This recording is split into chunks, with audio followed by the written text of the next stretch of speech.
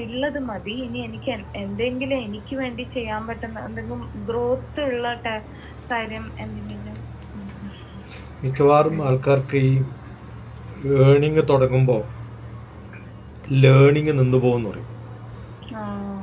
കാരണം ലേണിങ് എന്ന് പറഞ്ഞാൽ വിഷ്ണു സഹസ്രനാമത്തിലെ വേദാന്തകോ ബ്രാഹ്മണ എന്ന്, ബ്രാഹ്മണന്മാരുടെ സ്വഭാവമാണ് പഠിക്കുക എന്നുള്ളത്. പഠിക്കുന്ന ആളെ ബ്രാഹ്മണൻ എന്ന് വിളിക്കുന്നതാണ്. ക്രോസ് ബെൽറ്റ് ഉണ്ടോ ആ ജാതിയാണോ എന്നല്ല. ക്ഷത്രിയോ വിജയീ ഭവേത്, പ്രസിദ്ധി വേണമെന്നൊക്കെ ആഗ്രഹിക്കുന്നവർ അത് ക്ഷത്രിയന്മാരാണ്. ഓക്കെ. വൈശ്യോ ധനസമൃദ്ധ, കാശുണ്ടാക്കണം എന്ന് ആഗ്രഹിക്കുന്നവർ വൈശ്യന്മാരാണ്. ശൂദ്ര സുഖമാപ്നിയാത്, സന്തോഷം മാത്രം വേണമെന്ന് ആഗ്രഹിക്കുന്നവർ ശൂദ്രന്മാരാണ്. ഇതാണ് വിഷ്ണു സഹസ്രനാമത്തിൽ ഞാൻ എന്തിന് വിഷ്ണു സഹസ്രനാമം ചൊല്ലണം എന്ന് ധർമ്മപുത്രർ ഭീഷ്മരോട് ചോദിക്കുന്നതാണ് രംഗം. മഹാഭാരത യുദ്ധം കഴിഞ്ഞപ്പോൾ അപ്പോൾ ധർമ്മപുത്രർ ചോദിക്കുകയാണ് ഞാൻ എന്തിനാ ഇതൊക്കെ ചൊല്ലണേ. അപ്പോൾ തിരിച്ചുത്തരം പറഞ്ഞു കൊടുക്കുകയാണ്. ധർമ്മപുത്രർ എല്ലാ ചോദ്യങ്ങളും നമ്മുടെ പുരാണത്തിലുള്ള ഇതിഹാസങ്ങളിലെ ചോദ്യങ്ങളൊന്നും അവരവർക്ക് വേണ്ടിയിട്ടല്ല. നാളെ ഇത് എഴുതപ്പെടുമ്പോൾ ബാക്കിയുള്ളവർക്ക് ഉപകാരപ്രദമായിട്ട് വെച്ചിട്ടാണ് എഴുതുന്നത്. അതിൽ സാക്ഷിയായി നിൽക്കുന്നവരാണ് ഈ കഥാപാത്രങ്ങളൊക്കെ. അപ്പം ധർമ്മപുത്രരോട് ഭീഷ്മർ പറയുന്നത് നിങ്ങളുടെ ആഗ്രഹം പഠിക്കാനാണെങ്കിൽ ഇത് ചൊല്ലിയാൽ അത് കിട്ടും. നിങ്ങളുടെ ആഗ്രഹം പൊസിഷനും പവറും ഒക്കെ ആണെങ്കിൽ സ്കൂളിൽ ജോലി ചെയ്യുന്ന ടീച്ചർമാരോട് ചോദിച്ചാൽ അവർക്ക് പ്രിൻസിപ്പൾ ആവണമെന്ന് പറയും. ഓക്കെ. ഓരോരാളുടെയും ആഗ്രഹം. ഞാനിപ്പോൾ ഒരു വൈസ് ചാൻസലർ ആയിരുന്ന ആളാണ്. അത് വിട്ടിട്ട് ഇപ്പം പ്രോവോസ്റ്റാണ്, ഫ്രീലാൻസ് ആയിട്ട്. തോന്നുമ്പോൾ പോയാൽ മതി. അങ്ങനെ ഒരു കൺസൾട്ടൻസി പോലെ. കാരണം 6 മാസം അവിടെ ഇരിക്കുമ്പോൾ നമുക്ക് തോന്നും ഇതൊന്നും അല്ല എൻ്റെ പണി. ഇപ്പം ഞാൻ ആ പൊസിഷനിൽ ഇരിക്കുകയാണെങ്കിൽ ഇപ്പം മോള് വിളിച്ചാൽ എനിക്ക് അറ്റൻഡ് ചെയ്യാൻ പറ്റില്ല. ഇങ്ങനെ ഓരോ ദിവസവും കുറേ ആൾക്കാരുമായിട്ട് ഡിസ്കസ് ചെയ്യുന്നതാണ് എനിക്കിഷ്ടം. അപ്പോൾ ഞാൻ സാക്രിഫൈസ് ചെയ്യുന്നത് എൻ്റെ കാശാണ്, എനിക്ക് കിട്ടുന്നത്. ശമ്പളം വേണ്ട വെച്ചിട്ടാണ്. ഓക്കെ. കാരണം ഇതൊക്കെ കൊണ്ട് എന്താ ചെയ്യാന്നുള്ളതാണ്. പക്ഷെ ആവശ്യത്തിന് കാശുണ്ടാവണം. ഇപ്പം എനിക്ക് പെൻഷൻ ഉള്ളതുകൊണ്ട് കുഴപ്പമില്ല.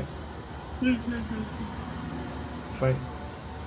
അപ്പോൾ ആവശ്യത്തിന് കാശുണ്ടാവണം, ആവശ്യത്തിന് പ്രസിദ്ധി ഉണ്ടാവണം.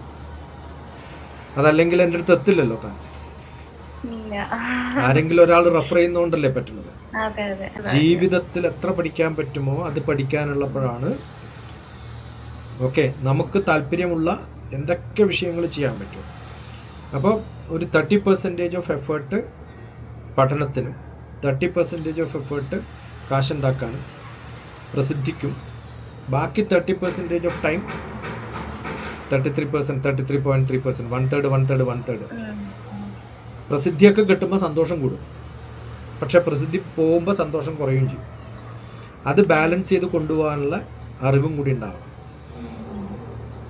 ഓക്കെ. അപ്പോൾ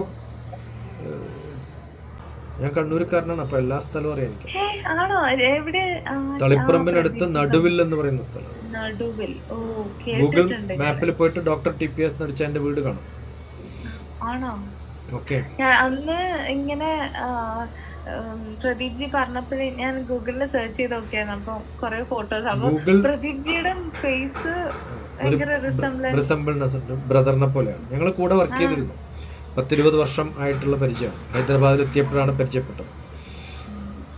ഡോക്ടർ TPS നടിച്ചിട്ട് ഗൂഗിൾ മാപ്പിൽ നോക്കാം 3 വീട് കാണും. ഒന്ന് ഹൈദരാബാദിലും ഒന്ന് ഇരിങ്ങാലക്കുടയും. ഇരിങ്ങാലക്കുട ആരുടെ സ്ഥല?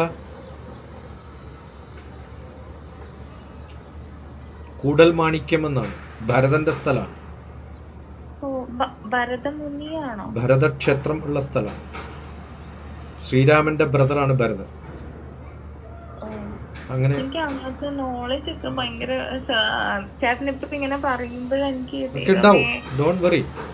സഹസ്രനാമം എന്റെ അടുക്ക അമ്മ എപ്പോഴും ഒന്നുമില്ല എന്റെ കുട്ടിയെ. അതൊക്കെ പഠിച്ചെടുക്കാവുന്നതേ ഉള്ളൂ. ഞാനൊക്കെ ഇത് തുടങ്ങിയത് പറയാൻ ഭയങ്കര ഒരുവിധം. ഇപ്പൊ ഞാൻ 18 അധ്യായം ഭഗവത്ഗീത തീർത്തു. ഓരോ 3 മിനിറ്റ് കൊണ്ട് ഒരു അധ്യായം പഠിപ്പിച്ചു തീർക്കണം. 3 മിനിറ്റ് കൊണ്ട് ഒരു അധ്യായം കണ്ടന്റ് മാത്രം പറഞ്ഞിട്ട്. ഇന്ന് രാവിലെ വീഡിയോ ഇട്ടപ്പോൾ എൻ്റെ ഒരു സത്സംഗ് ഗ്രൂപ്പിലൊരു രേണുകാമ്മ എന്ന് പറഞ്ഞൊരു സ്ത്രീയുണ്ട്. 60-70 വയസ്സായിട്ടുണ്ടാവണം. ഞാൻ കണ്ടിട്ടുള്ള ഒരു പ്രാവശ്യം കണ്ടിട്ടുള്ളൂ. എഴുതിയതൊക്കെ 18 ആണെങ്കിലും കണ്ടന്റ് 16 തെറ്റിപ്പോയി എന്ന് പറഞ്ഞിട്ട്. അപ്പം എത്ര ശ്രദ്ധിക്കുന്നത് ആലോചിച്ച് നോക്കണം. മനസ്സിലാവുന്നുണ്ടോ? അപ്പോൾ ഒട്ടനെ ഞാനത് ഉണ്ടാക്കിയിട്ട് എൻ്റെ ഇൻസ്റ്റാഗ്രാമിൽ ഞാൻ ഇട്ടത് കറക്റ്റായിരുന്നു, യൂട്യൂബിൽ ഇട്ടപ്പോൾ തെറ്റിപ്പോയി. അവിടെ നിന്ന് ഡൗൺലോഡ് ചെയ്തിട്ട്, കാരണം എൻ്റെ ബാക്കപ്പ് പോയില്ലേ, ചെയ്ത് കഴിഞ്ഞാൽ ഒരാഴ്ച കൊണ്ട് ബാക്കപ്പ് ചെയ്യും ഞാൻ. ഇൻസ്റ്റാഗ്രാമിൽ നിന്ന് ഡൗൺലോഡ് ചെയ്തിട്ട് വീഡിയോ ഇപ്പോൾ ഇടാൻ വേണ്ടിയിട്ടാണ്. അതുകൊണ്ട് 11 മണി കറക്റ്റായത്. അല്ലെങ്കിൽ സാധാരണ 10 മിനിറ്റ് മുമ്പ് ഞാൻ കാത്തിരിക്കും ചേർന്നത്. മനസ്സിലായോ? അപ്പം അങ്ങനെ ഓരോരാളും ആ പഠിക്കുന്നതൊക്കെ അത് കഴിഞ്ഞിട്ട് ദേവീ സങ്കല്പവും ഭഗവത്ഗീതയും തമ്മിലുള്ളൊരു ബന്ധത്തെക്കുറിച്ച് ഞാൻ സത്സംഗ് ഗ്രൂപ്പിലൊരു വീഡിയോ ഇട്ടു. ആ വീഡിയോ ഇട്ടപ്പോൾ 18 അധ്യായങ്ങളിലൂടെ പോകുമ്പോൾ എളുപ്പമാവും അല്ലേ എന്നൊരു ചോദ്യമാണ്. എളുപ്പമല്ലെന്നറിയാം. വീണും ഉരുണ്ടും പതുക്കെ പതുക്കെ നിവരാൻ പഠിക്കാം. 70 വയസ്സായ ആളാണ് എഴുതുന്നത്. എന്നെ പഠിപ്പിച്ച ടീച്ചർമാരുണ്ട് ആ ഗ്രൂപ്പിൽ. എൻ്റെ സ്കൂളിലെ ടീച്ചർമാർ, എൻ്റെ കോളേജിലെ ടീച്ചർമാർ. എന്നെ ഞാൻ പയ്യന്നൂർ കോളേജ് എന്താ പറയുക, ഹാപ്പി ഹോം മേക്കർ എന്ന്, ഡബിൾ HM എന്ന്. നിങ്ങളുടെ സ്കൂളിന്റെ ഹെഡ് HM ആണല്ലോ. ഞാൻ അമ്മയെ ഡബിൾ HM എന്ന് വിളിക്കണമെന്ന് സ്ഥിരമായിട്ട് പറയുന്നവരാണ്. അപ്പൊ അമ്മ ഒന്നും ചെയ്യുന്നില്ല എന്ന് പറയുന്നവരൊക്കെ ഞാൻ വടിയിട്ട് അടിക്കുന്നവരാണ്. എൻ്റെ അമ്മയാണ് എൻ്റെ ഗുരു. അമ്മ പഠിപ്പിച്ചത്രയൊന്നും ആരും പഠിപ്പിച്ചിട്ടില്ല. ഓക്കെ. ലക്ഷണപുത്രൻ എന്തിനയ്യോ ധനം, നല്ല മോൻ എന്തിനാടാ പൈസ, അലക്ഷണപുത്രൻ എന്തിനയ്യോ ധനം, മോശം മോനാണെങ്കിൽ നിനക്കെന്തിനാടാ കാശ്, നടക്കിടക്കേ പറയും. അതാണ് എൻ്റെ ഏറ്റവും വലിയ സ്വത്ത്. ഓക്കെ. ഇഷ്ടംപോലെ കാശുണ്ടായിരുന്ന തറവാട്ടിലാണ്. പക്ഷെ ഇപ്പോൾ ഒരു പഴയ തറവാട് മാത്രമേ ഉള്ളൂ, സ്ഥലമൊന്നുമില്ല. അവിടെ ഇടയ്ക്ക് പോയി താമസിക്കും. കുറേ കുട്ടികൾ വന്ന് താമസിക്കും എൻ്റെ കൂടെ. പ്രദീപൊക്കെ വന്ന് താമസിച്ചു. അങ്ങനെ കുറേ പേര് ലോകത്തിന്റെ പല ഭാഗത്തു നിന്ന്. അതില് മ്യൂസിക് മാത്രമുള്ള സെഷൻസ് ഒക്കെ ഉണ്ട്. രസകരമായ ഒരു സംഭവം ഉണ്ടായിട്ടുണ്ട്. ഒരു പയ്യൻ ഇൻസ്ട്രുമെന്റ് ഒക്കെ വായിക്കും നന്നായിട്ട്. പക്ഷെ എപ്പോഴോ ആരോ കുറ്റം പറഞ്ഞപ്പോൾ ഇൻസ്ട്രുമെന്റ് വായിക്കില്ല എന്ന് വാശി പിടിച്ചു. അപ്പൊ അച്ഛനും അമ്മയ്ക്കും അവനെ തിരിച്ച് മ്യൂസിക് ഇൻസ്ട്രുമെന്റിലേക്ക് കൊണ്ടുവരണം. അങ്ങനെയുള്ള കൗൺസിലിങ്ങിനൊക്കെ എൻ്റെ അടുത്ത് വരിക. വാശി പിടിച്ച് 3-4 വർഷം തൊട്ടില്ല. ഞാൻ പറഞ്ഞു അവനെയും കൊണ്ടുവിട്, ഇൻസ്ട്രുമെന്റ് ഒരു തബലയോ മൃദംഗോ എന്തെങ്കിലും ഒരു സാധനം, ധോലക്കായാലും മതി, കാറിന്റെ ഡിക്കിയിൽ കൊണ്ടുവന്നിട്ടോളൂ. 10 ദിവസം താമസിക്കുമ്പോഴത്തേക്ക് അവൻ അത് വായിച്ചോളൂ നന്നായിട്ട്. നല്ല ഒരു സത്സംഗ് വൈകുന്നേരം നല്ല മ്യൂസിക്കാണ്. ഞാൻ പറഞ്ഞു വോക്കൽ മാത്രമല്ലേ ഉള്ളൂ, ഇൻസ്ട്രുമെന്റ് അറിയുന്ന ആരും ഇല്ല ഇവിടെ. അടുത്തൊരു ധോലക്കുണ്ട്, കൊട്ടാൻ പറ്റുമോ ആർക്കെങ്കിലും എന്ന് ചോദിച്ചു. ഇവനാന്ന് പറഞ്ഞ് കൈവക്കി.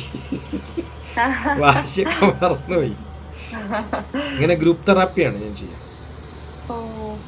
നല്ല പോലെ ഭജൻ പാടുന്നൊരു പയ്യനുണ്ട്, അയ്യപ്പന്റെ ഭജനാണ്. നന്നായിട്ട് കാപ്പിയിലോ അങ്ങാണ്ടാ ചെല്ലണം. അതൊക്കെ കഴിഞ്ഞ് കുറച്ച് കഴിഞ്ഞപ്പോൾ ഞാൻ അവിടെ ഒരു മുസ്ലിം പെൺകുട്ടിയുണ്ട്. അവരൊക്കെ ഉണ്ടാവും, എല്ലാ ആൾക്കാരും വരുന്നുണ്ട്. അസംഷൻ കോളേജ് കോട്ടയത്ത് നിന്നുള്ള പിള്ളേരുണ്ട്.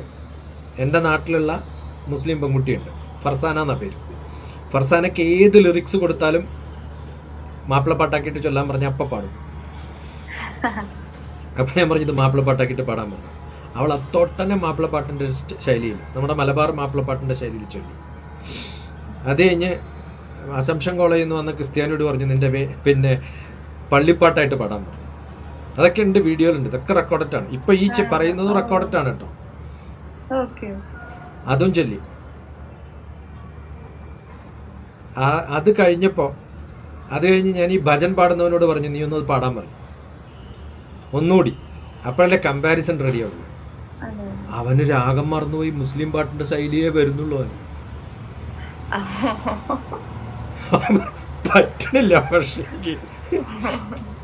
അപ്പോൾ ഈ കട്ടിയുള്ള രാഗങ്ങളെക്കാളും ഭേദം മനുഷ്യന് നാവിനുതകുന്ന മുസ്ലിം പാട്ടാണ് ആർക്കും. കേൾക്കാൻ ഇമ്പം ഇമ്പം ഉണ്ടാവുമ്പോ അത് മനസ്സില്. ഞാനൊരു മഡ് എന്ന് പറഞ്ഞിട്ടൊരു പ്രോഗ്രാം നടത്തിയിട്ടുണ്ട്, മ്യൂസിക് അണ്ടർ ഡിഫറൻസ്. കോവിഡ് കാലത്ത് ലോകത്തിന്റെ പല ഭാഗത്ത് 26 രാജ്യങ്ങൾ, ആഫ്രിക്കൻ അടക്കം, അവരുടെ മ്യൂസിക്കിലെ 4 ലൈൻ എൻ്റെ കുട്ടികളെ പഠിപ്പിക്കും. ഓക്കെ, ഇവിടുത്തെ കുട്ടികൾ ആ മ്യൂസിക് പഠിക്കുക. ആഫ്രിക്കൻകാരും താൻസാനിയക്കാരും ഓരോ അവിടുത്തെ ചെറിയ ചെറിയ സ്റ്റേറ്റുകളിലൊക്കെ ആൾക്കാരുണ്ടായിരുന്നു, അതുപോലെ അമേരിക്കയും.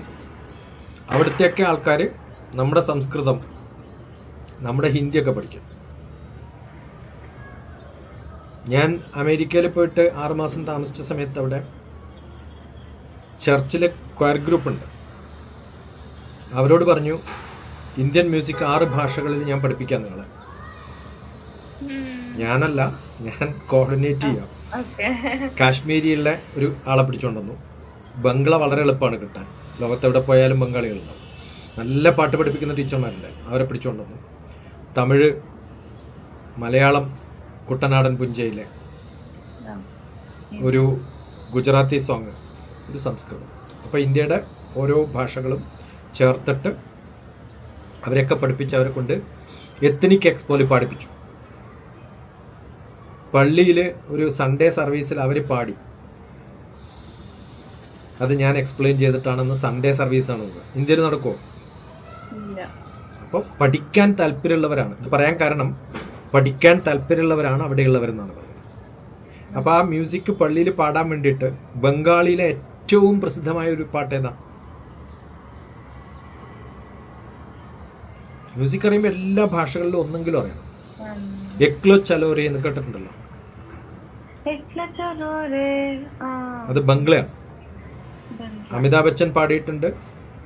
പിന്നെ ആരാണ് ഏറ്റവും വലിയ ഹിന്ദി പാട്ടുകാരി? ലതാ മങ്കേഷ്കർ പാടിയിട്ടുണ്ട്. ഇത്രയും ഫേമസ് ആയിട്ടുള്ളത് പഠിപ്പിക്കാന്ന് പറഞ്ഞപ്പോൾ പള്ളിയിൽ അച്ഛൻ പറഞ്ഞു, that is against church principle. അതിൻ്റെ അർത്ഥം ഞാൻ പറഞ്ഞു കൊടുക്കണം. എക്ലോ ചെലവരെ എന്ന് പറഞ്ഞാൽ ഒറ്റയ്ക്ക് പോവാന്നാണ്. ആരുമില്ലെങ്കിലും ആ പറഞ്ഞാൽ ഒറ്റയ്ക്ക് പോയിക്കോളും, എനിക്ക് ആരും കൂട്ടു വേണ്ടാന്ന്. അപ്പോൾ പള്ളിയിൽ അച്ഛൻ പറഞ്ഞത് അങ്ങനെയാണ്. പിന്നെ പള്ളീൻ്റെ ആവശ്യം എന്താ? മനസ്സിലാവുണ്ടോ? അപ്പോൾ പാടുമ്പോൾ അതിൻ്റെ അർത്ഥം മനസ്സിലാക്കിയിട്ട് പാടണം. നമ്മൾ മ്യൂസിക് ഗ്രാജുവേഷനൊക്കെ കഴിഞ്ഞതാണ്, പക്ഷേ കല ആസ്വാദനത്തിൻ്റെ രംഗങ്ങൾ പറയുമ്പോൾ, ലെവലുകൾ പറയുമ്പോൾ ശബ്ദത്തിൽ മാത്രം ശ്രദ്ധിച്ചിട്ട് അർത്ഥം പോലും ശ്രദ്ധിക്കാതെയും മ്യൂസിക് നമുക്ക് ആസ്വദിക്കാം. ഏക്ലോ ചിലവർ തന്നെ അർത്ഥം അറിഞ്ഞിട്ടൊന്നുമല്ലല്ലോ ആ നല്ല പാട്ടാന്ന് പറയുന്നത്. അതെ, ഏക്ലോ ചലോരേ, ഒറ്റക്ക് പോകാന്ന്, ഇത്രേ ഉള്ളൂ സംഭവം. പക്ഷെ അത് അറിയാതെ ചൊല്ലുമ്പോഴും അറിഞ്ഞു ചൊല്ലുമ്പോഴും ആസ്വാദനത്തിന്റെ ലെവല് 2-3 പടികൾ മുകളിലോട്ട് പോകും. അപ്പോൾ ശബ്ദതലം, ഭാവതലം, അർത്ഥതലം, പിന്നെ കേട്ടിട്ടുണ്ട് ഇതൊക്കെ അല്ലേ? ശബ്ദതലം, ഭാവതലം, അർത്ഥതലം, പിന്നെന്താ രേചനതലം, കഥാർസിസ്. ഒരു ഡാൻസുകാരി ഡാൻസ് ചെയ്യുമ്പോൾ അവളുടെ മ്യൂസിക് മാത്രം ശ്രദ്ധിക്കുക. ഇപ്പം റേഡിയോ നാടകങ്ങൾ, നാടകം കാണാനുള്ളതല്ലേ, ഡാൻസ് കേൾക്കാനുള്ളതല്ലല്ലോ, കാണാനുള്ളതല്ലേ. പക്ഷെ ഒരു ഡാൻസ് കളിക്കുമ്പോൾ നമ്മളത് റേഡിയോയിലായാലും കണ്ണടച്ചാലും നമുക്കത് മനസ്സിൽ കാണാൻ പറ്റും. ഡാൻസ് ആണെന്ന് പറഞ്ഞാൽ ഇപ്പം ഏറ്റവും നല്ല സിനിമയിൽ നമ്മൾ പെട്ടെന്ന് ഓർമ്മ വരുന്ന ഡാൻസ് ഏതാ? മണിച്ചിത്രത്താഴിലെ ശോഭനയുടെ ഡാൻസ്. അതിപ്പോ മനസ്സിൽ കണ്ടില്ലേ? അതിന്റെ ബാക്ക്ഗ്രൗണ്ട് മ്യൂസിക് കേട്ടാലും മനസ്സിൽ കാണും. അതെന്താ കാരണം? അതിന്റെ ശബ്ദതലത്തിലാണ് ആസ്വാദനം. അതിന്റെ ലിറിക്സ് ചോദിച്ചാൽ ചിലപ്പോൾ ആർക്കും അറിയില്ല. ശരിയാണോ അല്ലയോ? അപ്പൊ അത് ശബ്ദതലത്തിലാണ്. ആ ഭാവം മുഖത്ത് കാണുമ്പോഴാണ്, ശോഭനയുടെ ഭാവതലം കാണുമ്പോഴാണ്, ആ ബാക്ക്ഗ്രൗണ്ടും ആംബിയൻസ് ഒക്കെ കാണുമ്പോഴാണ് അത് കുറച്ചും കൂടി ആസ്വദിക്കുന്നത്. അപ്പം നെക്സ്റ്റ് ലെവലിലെത്തി. പക്ഷെ അതിൻ്റെ അർത്ഥം കൂടി മനസ്സിലാക്കുമ്പോഴോ, അതിന് തമിഴ് ഭാഷ അറിയണം അല്ലേ? അപ്പോൾ ഭാഷ അറിഞ്ഞിട്ട് മലയാളത്തിലെ ഏറ്റവും നല്ല, അല്ലെങ്കിൽ നിങ്ങളൊക്കെ ചൊല്ലുന്ന പാടുന്ന ഏറ്റവും നല്ല പാട്ടുകളൊക്കെ ഞാനിപ്പോൾ താമസിക്കുന്ന എൻ്റെ ഭാഷയായിട്ടുള്ള തെലുങ്കിലാണ്. മനസ്സിലാവുണ്ടോ? ഏതെങ്കിലും ഒരു ഗീതം പറയൂ, എന്റെ ലിറിക്സ് പറഞ്ഞാൽ. ഒരു കൃതിയുടെ എനിക്ക് അറിയുന്ന ഒരു തെലുഗു ഉണ്ട്. നാരായണാച്യുതാനന്ദ ഗോവിന്ദ ഹരിസാരമുഖനി കുലെ ശരണന്തിനി. കുലം, കുലം എന്ന് പറഞ്ഞാൽ അത് മലയാളവും സംസ്കൃതവും ഒക്കെ ഒന്ന് തന്നെയാണ്. ഇവരുടെയൊക്കെ കുലത്തില് എല്ലാ പര്യായങ്ങളും പറഞ്ഞു. എന്നിട്ട് ഒന്നുകൂടി ചൊല്ലിക്കോ. നാരായണാച്യുതാനന്ദ ഗോവിന്ദ ഹരിസാരമുഖനി കുലെ ശരണന്തിനി. ഹരിസാരം എന്താ? ഹരി എന്ന് പറഞ്ഞാല് ഹരിക്കുക എന്ന് പറഞ്ഞാൽ ഇല്ലാണ്ടാക്കുക എന്നാണ്, മോഷ്ടിച്ചു കൊണ്ടുപോകാന്നാണ്. ഇപ്പൊ ഞാൻ പറയാറുണ്ട്, അപർണന്ന് ഒരിക്കലും വൈകുന്നേരം ഹരേ രാമ ഹരേ കൃഷ്ണ എന്ന് പാടരുത്. എല്ലാ ദിവസവും ഹരേ രാമ ഹരേ കൃഷ്ണ എന്ന് പറഞ്ഞാൽ രാമ എന്നെ കട്ടുകൊണ്ടുപോകും, കൃഷ്ണ എന്നെ കട്ടുകൊണ്ടുപോകുന്നാണ്. ഓക്കെ, അപ്പൊ അടുത്ത വീട്ടിലെ ആള് രാമനോ കൃഷ്ണനോ ആണെങ്കിൽ അപർണയെ കിഡ്നാപ്പ് ഇട്ട് കൊണ്ടുപോയാൽ കേസ് കൊടുക്കാൻ പറ്റില്ല. കാരണം എല്ലാ ദിവസവും വൈകുന്നേരം 1000 പ്രാവശ്യം വിളിച്ചിട്ടാണ് ഞാൻ ഇവളെ കട്ടുകൊണ്ടുപോയതെന്ന് പറയും. പറയോ ഇല്ലയോ? അതിന്റെ അർത്ഥം അറിയാണ്ട് ചൊല്ലിയാൽ അബദ്ധം പറ്റുന്നു. ഓക്കെ, അപ്പൊ അർത്ഥം അറിഞ്ഞ എന്താ അർത്ഥം? എന്നെ എന്ന് പറഞ്ഞാൽ ഈ ഫിസിക്കൽ ബോഡി അല്ല, എൻ്റെ ഉള്ളിലുള്ള ആത്മാവിനെ ഭഗവാൻ എടുത്തു കൊണ്ടുപോകണേന്നാണ്. ആ ഹരിപുരത്തിലാണ്, ആ ഹരികുലത്തിലാണ് ഈ ഭഗവാന്മാരൊക്കെ ഉള്ളതെന്നാണ് ആ പാട്ടിന്റെ അർത്ഥം. ഒന്ന് ചൊല്ലി നോക്കിയാട്ടെ, ആ അർത്ഥം അറിഞ്ഞുകൊണ്ട് ഇപ്പൊ എന്ത് രസമായിരിക്കും. നാരായണാച്യുതാനന്ദ ഗോവിന്ദ ഹരിസാരമുഖനി കുലെ ശരണന്തിനി. ഞാൻ ശരണം പ്രാപിക്കുകയാണ്. അങ്ങനെ കട്ടുകൊണ്ടുപോകുന്ന അടുത്ത് നമ്മള് എന്നെ എടുത്തുകൊണ്ട് പോകുന്നതിന് പകരം ഞാൻ ശരണം പ്രാപിച്ചിട്ട് അറിഞ്ഞുകൊണ്ട് പോയാലോ? അതാരാണ്? അച്യുത ആനന്ദനാണ്. എന്ത് രസാന്ന് ആലോചിച്ചു. ആനന്ദമാണ് നമുക്കൊക്കെ ആവശ്യം, അത് തരുന്ന ഭഗവാൻ. അപ്പൊ ഞാൻ ആനന്ദത്തിൽ അർപ്പിക്കാൻ വേണ്ടിയിട്ടാണ് ഇതൊക്കെ ചൊല്ലുന്നത് എന്നാണ്. ഇതറിയാതെ ചൊല്ലുന്നതും അറിഞ്ഞു ചൊല്ലുന്നതും തമ്മിൽ എന്ത് വ്യത്യാസം? അതെ അതെ അതെ, ഇതില് ചില വേർഡ്സ് ഉണ്ട്, അതില് അതിന്റെ ചരണം വന്നിട്ട് അത് കുറച്ചൊരു മായമളവൊക്കെ ഉള്ള രാഗത്തിലാണ്. ഒരു മിനിറ്റ് സർ, ഞാൻ അതിന്റെ ഒരു ലിറിക്സ് എനിക്ക് പെട്ടെന്ന് കിട്ടുന്നില്ല, ഞാൻ ഒന്ന് നോക്കട്ടെ. പെട്ടെന്ന് അത് ചരണത്തിലാ വരുന്നത്. ഞാൻ എന്നിട്ട് വിചാരിക്കും ഇത് നെഗറ്റീവ് ആണോ ഇതിൽ പറയണത് എന്നുള്ളത്.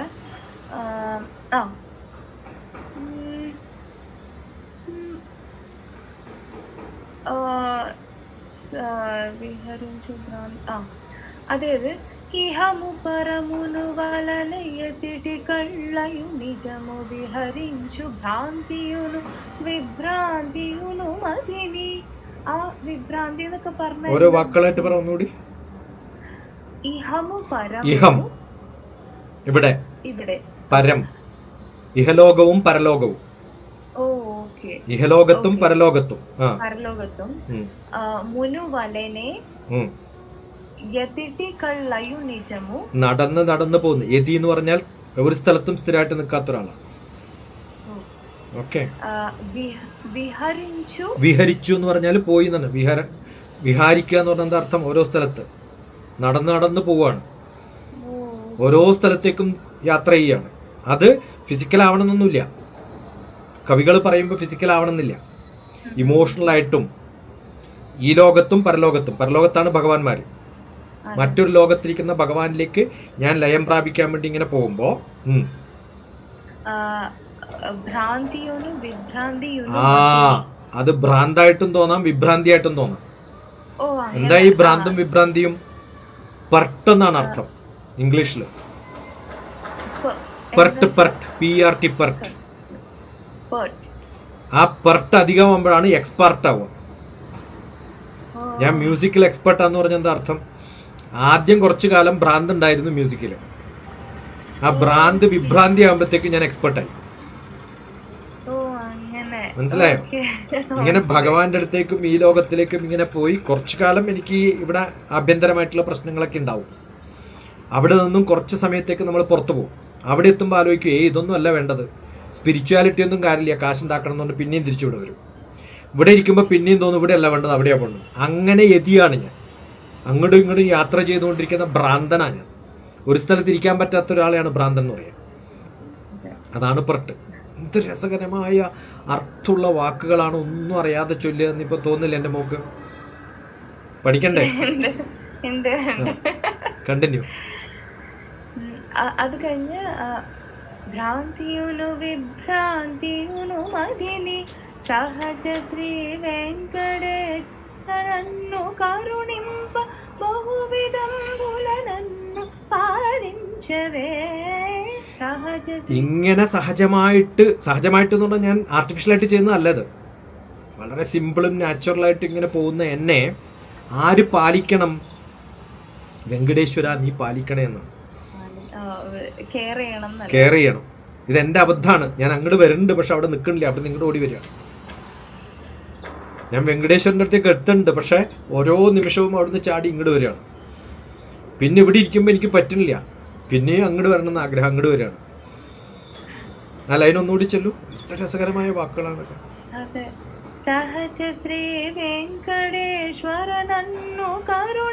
അന്നു എന്ന് പറഞ്ഞാൽ എന്നെ.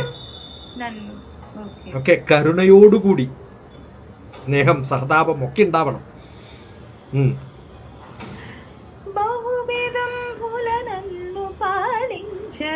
ബഹുവിധം, ഒരു വിധത്തിലല്ല, എല്ലാ വിധത്തിലും എന്നെ പാലിക്കണേ. അതേതാ വിധം? നമ്മൾ ആദ്യം തുടങ്ങിയ physical, emotional, intellectual, social, spiritual, ജ്ഞാനം, ആഗ്രഹങ്ങള്, പ്രസിദ്ധി, എല്ലാത്തിലും എന്നെ പാലിക്കണേ എന്നാണ്. കാരണം ഇതിനു വേണ്ടിയിട്ടാണ് ഞാൻ ഈ ഓടി നടക്കണത്. എല്ലാ മനുഷ്യന്മാരും അങ്ങനെയാണ്. രസമുണ്ടോ പറ? നല്ലത്.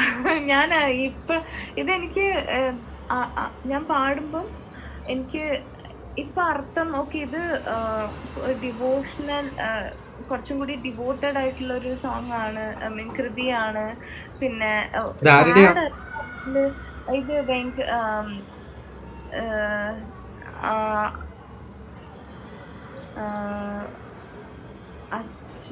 അയ്യോ ഒരു മിനിറ്റ് കേട്ടോ.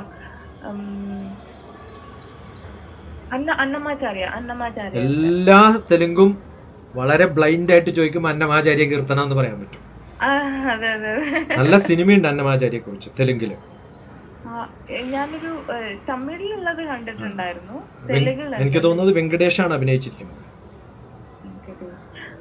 മൂവി നെയിം അറിയോ? ഞാൻ നോക്കാം. അല്ലെങ്കിൽ അന്നമാചാര്യനെ കുറിച്ചുള്ള ജീവചരിത്രമാണ്, ബയോഗ്രഫി പോലെ എടുത്തതാണ്. അത് ഭ്രാന്ത് പിടിച്ചിട്ട് അവിടെ പോയിട്ട് ചൊല്ലുന്നതും ഒക്കെയാണ്. അയാളൊരു ഭ്രാന്തൻ തന്നെയായിരുന്നു. ശരി, അന്നമാചാര്യ അങ്ങനെയാണ്. അത് ഭക്തിയുടെ ഭ്രാന്താണ്. അറിയാനുള്ള ആഗ്രഹത്തോടു കൂടി രാഗങ്ങള് എനിക്ക് അധികം ഇപ്പം ചേട്ടൻ പറഞ്ഞപ്പോഴാണ് ഇതിന്റെ അർത്ഥം മനസ്സിലാവുന്നത്. പക്ഷെ ഞാൻ അർത്ഥം അറിയാണ്ടാണ്. ഇപ്പൊ മനസ്സിലായില്ലേ ഞാൻ പറഞ്ഞത്? ലെവലുകൾ വ്യത്യാസമാണ്. ഞാനൊക്കെ പാട്ട് കേൾക്കുന്ന സമയത്ത് ഞാൻ എൻ്റെ സ്വാമി രാമയുടെ, സ്വാമി വേദഭാരതിയുടെ ശിഷ്യനാണ്. ഹിമാലയൻ ട്രഡീഷൻ മെഡിറ്റേഷനാണ് ഞങ്ങൾ പഠിക്കുക.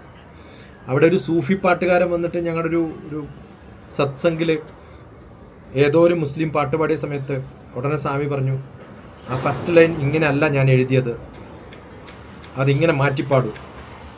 ആരെഴുതിയത്? അദ്ദേഹം ഒന്നല്ല എഴുതിയത്. ഏതോ നൂറ്റാണ്ടുകൾക്ക് മുന്നേ ഏതോ ഒരു സൂഫി എഴുതിയിട്ടുള്ള കവിത ചൊല്ലുന്ന സമയത്ത് സ്വാമിക്ക് തോന്നുകയാണ്, ഞാൻ അവിടെ എത്തി അയാളുടെ കൂടെ ഞാൻ ഇങ്ങനെയല്ല എഴുതിയത്, ഇങ്ങനെ മാറ്റിപ്പാടൂ എന്നിട്ട് മാറ്റി പാടിച്ചിട്ട് ഇപ്പൊ കറക്റ്റായി എന്ന് പാട്ടുകാരൻ പറഞ്ഞു. മനസ്സിലാവുണ്ടോ? ഇതിനാണ് പരകായ പ്രവേശം എന്ന് പറയുന്നത്. കേട്ടിട്ടുണ്ട്. ഓക്കെ, അപ്പം നമ്മൾ ആ ഒരു സങ്കല്പത്തോടു കൂടി അവിടത്തേക്ക് എത്തുമ്പോൾ നമുക്ക് കിട്ടുന്ന നമ്മുടെ ഒരു അവസ്ഥയാണ് തെറാപ്പി. ഇത് കേവലം ആസ്വാദനമായിട്ട് കാണരുത്. ബുദ്ധിപരമായിട്ട് അതിൻ്റെ അർത്ഥം കണ്ടുപിടിച്ചിട്ട് ചൊല്ലുമ്പോഴും ബുദ്ധിയിലൊന്നും വർക്ക് ചെയ്യില്ല. ഇലക്ട്രോ എൻസിലോഗ്രാഫും വേവും ഒന്നും ഉണ്ടാവില്ല. ഇപ്പം ഞാനീ പറയുന്ന സമയത്തൊന്നും എൻ്റെ ഇലക്ട്രോ എൻസിലോഗ്രാഫ് വെച്ചിട്ട് എൻ്റെ ബുദ്ധി വർക്ക് ചെയ്യുന്നുണ്ടോ എന്ന് നോക്കിയാൽ ഒന്നും വർക്ക് ചെയ്യുന്നുണ്ടാവില്ല. കാരണം ആ ലെവലിലല്ല ഞാൻ സംസാരിക്കുന്നത്. എൻ്റെ ആത്മാവിൽ നിന്ന്, എൻ്റെ നാഡികളിലും അവിടെ നിന്നിങ്ങനെ വരുന്നതാണ്. അതാണ് രസം എന്ന് പറയാം. നമ്മൾ മ്യൂസിക്കിൽ രസം എന്ന് പറയുന്നത് എന്താ? രസം താളാത്മകമായ ശബ്ദങ്ങൾ നമ്മളിൽ ഉണ്ടാക്കുന്ന ഒരു റെസ്പോൺസ് ആണ് രസം. ഇത് വളരെ രസകരമായിട്ടുള്ള, അതുകൊണ്ടാണ് നമ്മൾ ഈ ഭക്തിയുടെയൊക്കെ കവിത പാടി സംസാരിക്കാൻ പറ്റാത്തവർക്ക് സംസാരിക്കാനും, മൂവ് ചെയ്യാൻ ചലനശേഷി ഇല്ലാത്തവർക്ക് അതിനൊക്കെ സാധിച്ചു എന്നൊക്കെ പറയുന്നത് ഈ പ്രകമ്പനങ്ങൾ നാഡികളിൽ ഉണ്ടാക്കുന്ന ചെറിയ ചെറിയ മാറ്റങ്ങൾക്ക് മ്യൂസിക്കിന് കഴിവുണ്ട് എന്നുള്ളതാണ്. അത് ഒന്നിക്കൽ ന്യൂറോ തെറാപ്പി ആവാം, തലച്ചോറിൻ്റെ പ്രവർത്തനങ്ങൾ ഉത്തേജിപ്പിക്കുന്നതാവാം. അങ്ങനെ സിനിമകളൊക്കെ ഉണ്ടല്ലോ അല്ലേ? വിനീത് പാട്ട് പാടുന്ന സമയത്ത് മനോജ് കെ ജയനൊക്കെയുള്ള സിനിമ അതേതാത്?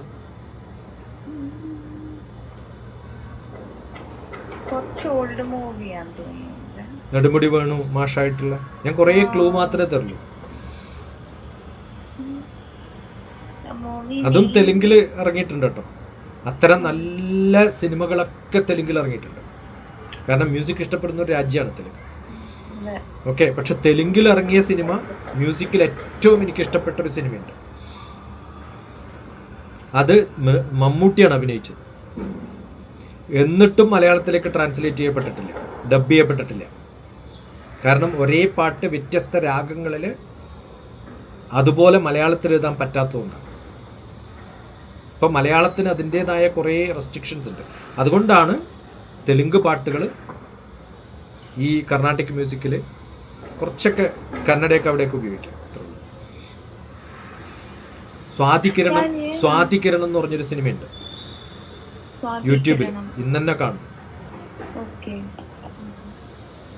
അതിൽ ഒരേ പാട്ട് വ്യത്യസ്തമായ ഭാവങ്ങളിൽ പാടുകയും ഗുരുവായിട്ട് മമ്മൂട്ടി അഭിനയിക്കുമ്പോൾ പയ്യനായിട്ട് അഭിനയിച്ചാൽ പിന്നെ അധികം സിനിമയൊന്നും അഭിനയിച്ചിട്ടില്ല. പക്ഷെ അതിലവൻ ഗംഭീര അഭിനയമാണ്. അവനോട് മമ്മൂട്ടിക്ക് തോന്നുന്ന ശിഷ്യൻ ഗുരുവിനേക്കാളും വളരുമ്പോൾ നമ്മുടെ പെരുന്തച്ഛൻ്റെ ഒരു കഥയുണ്ട്. അതുപോലെ മ്യൂസിക്കിൽ ചെയ്തിട്ടുള്ളൊരു സിനിമയാണ് സ്വാതികിരണം. ബ്യൂട്ടിഫുൾ സിനിമയാണ്. ഞാനൊരു എൻ്റെ ക്യാമ്പിൽ നല്ലോണം മ്യൂസിക്കൊക്കെ ഇഷ്ടമുള്ളൊരു കുട്ടിക്ക് വേണ്ടിയിട്ട് അത് ഇട്ട് കൊടുത്തപ്പോൾ ആ കുട്ടി അത് ശ്രദ്ധിക്കാതിരുന്നപ്പോൾ നല്ല പടം കൊടുത്തിട്ടുണ്ടായിരുന്നു. ഇത്രയും നല്ലൊരു സിനിമ ഇട്ടിട്ട് അത് കാണാണ്ടിരിക്കുമ്പോൾ ഇപ്പം നല്ലപോലെ ഇപ്പം ആസ്വദിച്ച് മനസ്സിലാക്കി എന്നാണ് വാക്കിൻ്റെ അർത്ഥം. ശരിക്കും ശ്രദ്ധിക്കണം. മനസ്സിലാണ് ആക്കേണ്ടത്, ഹൃദയത്തിൻ്റെ ഉള്ളിൽ ഇരിക്കണം. അപ്പം കിട്ടുന്നൊരു ഇമ്പാക്റ്റ് നല്ലപോലെ ഉണ്ടാക്കിയെടുക്കുമ്പോൾ നമ്മൾ അല്ലെങ്കിൽ മാഷായിട്ട് പഠിപ്പിക്കാനൊക്കെ പറ്റും. KG ടീച്ചർക്ക് KGയിൽ പഠിപ്പിക്കാം. അതുപോലെ ഇനി ഇത് നല്ലപോലെ പഠിക്കണമെങ്കിൽ ഇത്തരം കമ്പൈൻഡ് ആയിട്ടൊരു പ്രോഗ്രാം